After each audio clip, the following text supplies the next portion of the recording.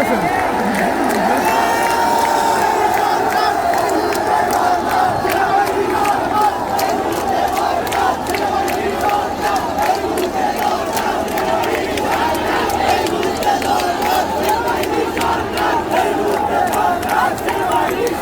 দিনের সুষুম এবং জ্বালনের কারণে আজকে আমরা বের হয়েছি। এই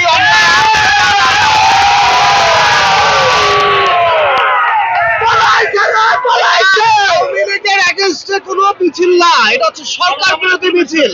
বিএনপি থাকলেও নামতাম, জামাত থাকলেও নামতাম। এই অন্যায়